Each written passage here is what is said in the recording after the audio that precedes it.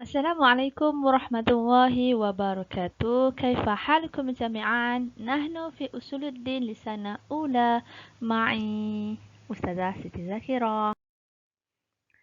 ماذا تشاهدون عن هذه الصورة؟ gambar-gambar ini هذه الصورة عن bagaimana kita menghormati anak yatim, jiran tetangga, ibu bapa. Apa yang kita nak belajar pada hari ini ialah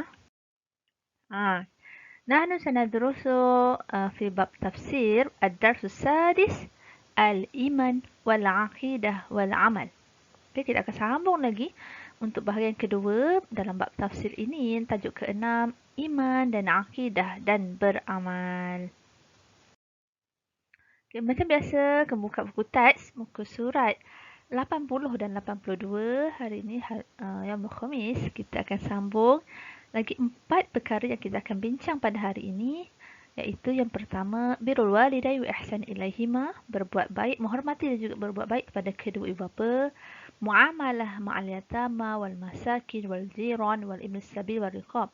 Berbuat baik dengan anak yatim, orang miskin, jiran tetangga, orang bermusafir dan juga hamba sahaya. Kemudian anwa'ul jiran, kita akan belajar jenis-jenis jiran. Dan juga ma yu'khazu minal ayah, apakah pengajaran daripada ayat Al-Quran ini. Yang pertama, birrul walidain wal ihsan ilaihima, menghormati kedua ibu bapa dan juga berbuat baik kepada kedua ibu bapa. Untuk ini, dalam ayat ini kita kenalah berbuat baik kepada kedua ibu bapa, kan? Bagaimana kita nak berbuat baik kepada kedua ibu bapa kita? Ini dijelaskan dalam 9 perkara yang kita boleh buat dengan kedua ibu bapa kita sebagai tanda kita menghormati dan juga berbuat baik kepada mereka. Yang pertama, izhar daik min hima, iaitu jangan tunjukkan kesusahan, kesempitan yang kita alami kepada kedua ibu bapa kita. Kerana apa? Kalau apa yang kita ada, kita rasa susah, kau boleh surutkan perasaan itu. Kerana apa? Tak mahu mereka merasa susah hati. Kemudian yang kedua, adamat tadajjur. Adamat tadajjur, iaitu tidak merasa meluat, tidak merasa jemu berada dengan kedua ibu bapa kita. Yang ketiga, al-insatu ilaihima indama yatahaddatsani. Insatu ilaihima indama yatahaddatsani, itu mendengar apa yang kedua ibu bapa kita sedang bercakap. Apabila mereka bercakap, kita kena dengar, fokus, tengok mereka. Dan jangan kita buat tak tahu je. Kemudian yang keempat, al-kalam ma'ahuma bikulli adabin wa taqdir. Bercakap dengan mereka dengan penuh adab dan bersopan santun, beradab, menghormati. Kemudian yang kelima, taqdim al-khairat lahuma bil juhdi wal mali. Itu memberi kebajikan kepada kedua ibu bapa kita dengan tenaga dan juga harta. Maksudnya kita tolong kedua bapa kita di rumah, tolong apa mereka buat, nak masak, kita tolong. Basuh kereta, sidai kain atau sebagainya. Dan juga kalau kita berkemampuan lagi, kita bagilah tenaga dan juga harta yang kita ada kepada mereka. Yang keenam, musa'adatuhuma, kita menolong, membantu mereka dalam setiap keadaan. Yang ketujuh, ihtiram lahuma, menghormati kedua ibu bapa kita, menghormati mereka. Dan yang ke-8, izhar al-hub, menunjukkan kasih sayang kepada mereka, menunjukkan kasih sayang. Dan yang ke-9, ta'atuhuma, kita mentaati kedua ibu bapa kita, mana yang baik, apa yang mereka suruh, apa yang baik, kita hormati, kita taati. Itu pada kedua bapa tadi. Kemudian dalam masa sama, kita juga kena berbuat baik kepada anak-anak yatim, yatama, wal masakin, wal jiran, wal ibn sabil, wal riqab. Kita juga kena buat baik pada anak yatim, orang-orang miskin, jiran tetangga kita, orang-orang yang bermusafir dan juga hamba sahaya. Di sini dijelaskan ada kalau dengan anak yatim apa yang kita perlu buat. Yang pertama, dengan anak yatim dulu. Al-yatama.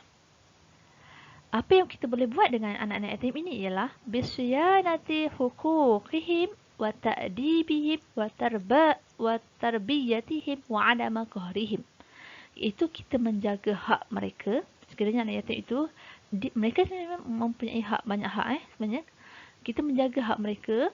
Kalau kita kena jaga mereka lah, kita kena jaga hak mereka, hak harta atau sebagainya. Mendidik mereka. Okey, bantu didik mereka, ajar mereka mana yang baik, mana yang buruk, dan juga tidak mengasari mereka, tidak berkasar dengan mereka, tidak marah-marah mereka, sayangilah mereka. Yang kedua, dengan orang-orang miskin, al-masakin. Okey, al-masakin, apa yang kita boleh buat dengan orang-orang miskin ini ialah bisiddi jaw'atihim wa sitru awratihim wal hasu ala it'amihim wa ib'ad al-adha wa isa'ah ilaihim. Iaitu kita mengisi kelaparan mereka. Okay, kalau kita tahu jiran-jiran, kalau ada kita jumpa jiran ke atau siapa ke yang orang miskin, kita isi kelaparan mereka, bagi mereka bantuan, sebagainya. Menutup aurat mereka. Okay? Menutup aurat mereka, kita boleh bagi bantuan dari segi pakaian. Dan menggalakkan agar mereka memberi makan kepada mereka, menghindari dari menyusahkan dan juga menyakiti mereka. So, kita tak sakitkan hati mereka, kita bagi mereka makanan, bagi mereka bantuan, dan kita tidak menyusah dan juga tidak mengasari mereka. Kemudian dengan jiran. Apa yang boleh kita buat dengan jiran-jiran kita? Iaitu husnul muamalah wa sabar 'ala jiran wa musa'adatihim. Kita memberi layanan yang baik kepada jiran kita. Kita kenalah bersabar dengan kerana jiran kita dan juga membantu mereka. Kerana jiran-jiran kita ni, kiri, kanan, depan, belakang ni sebenarnya ada ragam-ragam masing-masing. Jadi apa yang kita boleh buat, kita sabar. Kalau kita tak tahu, kita kena bagi tahu apa yang mereka buat salah atau sebagainya. Yang penting kita membantu jiran-jiran kita. Yang keempat, dengan anak-anak, dengan orang-orang musafir, ibna'us sabil, itu orang yang terputus bekalan ataupun bekalan semasa dalam perjalanan. Orang yang musafir ini, apa yang kita boleh tolong orang yang musafir yang terputus bekalan ini ialah biqada'i hajatihim wasadda khatih wasiyanah karamatihim biirsyadihim wa hidayatihim. Itu dengan menunaikan keperluan mereka.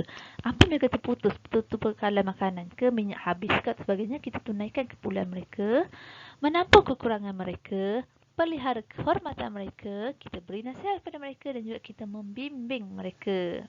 Itu adalah peranan kita. Kalau kita jumpa orang yang kesusahan, orang dalam perjalanan jauh tapi terputusnya, kita tolong mereka apa yang sebolehnya kita tolong.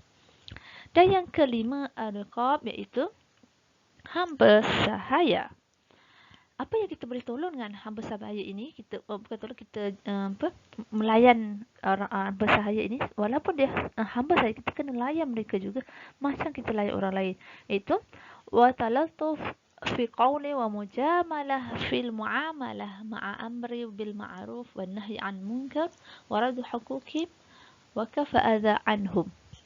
Dengan berlemah lembut, kita layan mereka dengan berlemah lembut dalam berkata-kata, layanan yang baik di samping menyuruh mereka ke arah kebaikan dan mencegah maksiat, mengembalikan hak-hak mereka. Mereka pun ada hak-hak mereka, hak berjumpa keluarga dan sebagainya, dan meninggalkan dari menyakiti mereka. Maksud kita tak sakitkan hati mereka, tak susahkan mereka, tak tengking mereka, tak mengasari mereka dan sebagainya. Kalau mereka salah, kita kena tegur. Okey. Seterusnya kita akan belajar tentang jenis-jenis jiran. Awak rasa ada berapa jenis jiran yang kita ada ni? Okey. Memang kita tahu kita ada jiran kiri kanan. Sebenarnya jiran kita pun ada jenis. Sebanyak 3 jenis jiran yang telah ditentukan di sini. Itu jiran yang pertama. Okey, ini jiran pertama. Al-jarul ladzi lahu salasa huquqih. وهو الجار في المسكن والقريب في النصب وموافق في الدين فله حق جوار والحق قرابة وحق أخوة في الدين. Okey, jiran yang pertama ini ialah jiran yang mempunyai 3 hak. Okey, jiran yang mempunyai 3 hak, yang mana mereka ini jiran yang berada di kawasan perumahan kita. Okey, dahlah berada di kawasan perumahan kita. Kemudian pula dia ada hubungan kekeluargaan pula dengan kita.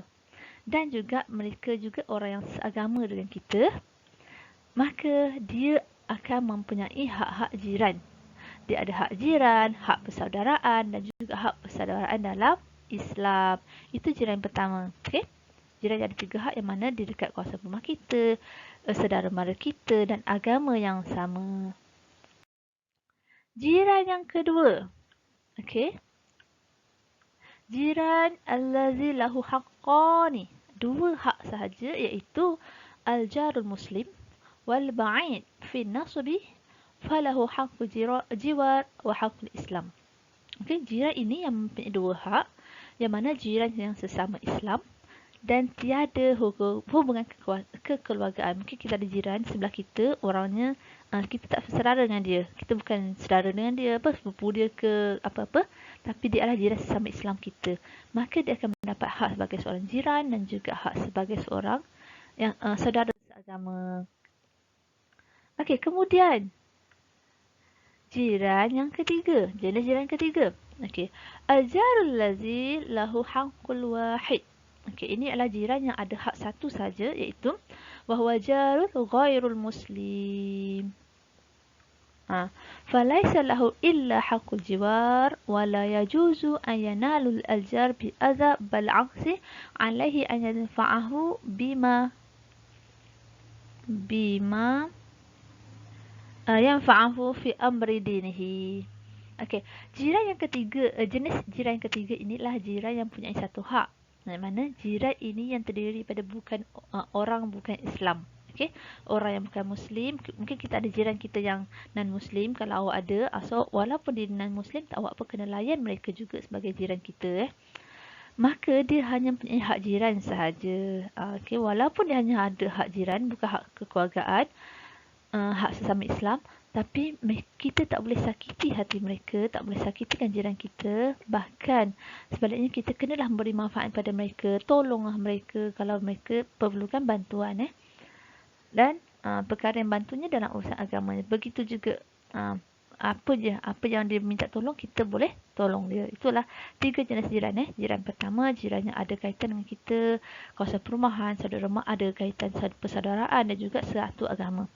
Jiran yang kedua ada 2 hak, iaitu jiran yang satu agama tapi bukan saudara kita, dan jiran yang ketiga adalah jiran yang bukan Muslim. Apa pengajaran yang telah kita dapat daripada ayat surah An-Nisa ayat 36 ini. Okay, surah An-Nisa ayat 36 ini Allah jelaskan kepada kita hendaklah mentaati Allah, menyembah Allah, tidak menyekutukannya, dan juga berbuat baik kepada semua golongan tadi, dan juga kita jangan berbangga diri, kan. Okey, apa pengajaran daripada ayat surah An-Nisa ayat 36 ini? Ialah yang pertama, tahrimul ikhtiyal wa tafakhur. Haram menipu dan juga berbangga diri. So kita tak boleh menipu diri, tak boleh menipu kawan, tak boleh menipu jiran, tak boleh menipu saudara mara dan sebagainya. Yang kedua, ibadah wal ikhlas asasuddin. Okey. Ibadah dan ikhlas ini adalah asas dalam agama. Dan yang ketiga, tak boleh baca pula ajarul lazi lahu al-ihsan ila walidain wal qarabah wal yatama wal masakin wa jari dzil qurba wa jari al junubi wa sahibil bil jambi wa iblis sabil. Okay, kita hendaklah berbuat baik kepada kedua ibu bapa kita, kaum keluarga, anak-anak yatim, orang-orang miskin, jiran yang jauh, jiran yang dekat, okay, dan juga hamba sahaya dan orang yang terputus bekalan di dalam perjalanan. Okey, nampaknya sampai di sini saja pertemuan kita pada kali ini. Kita telah pun belajar tentang surah An-Nisa ayat 36 yang mana Allah terangkan tentang kita kenalah menyembah Allah Ta'ala, tidak menyekutukannya, dan yang kedua, kita kenalah berbuat baik kepada semua golongan tadi yang telah disebut tadi, daripada ibu bapa, jiran, saudara mara, hamba sahaya, orang terputus bekalan dalam perjalanan, dan juga kita hendaklah jangan menyombong diri. Okey, itu sahaja untuk hari ini. 3 perkara penting yang aku kena ingat. Okey, itu sahaja. Semoga kita berjumpa lagi pada pertemuan yang akan datang. Assalamualaikum warahmatullahi wabarakatuh.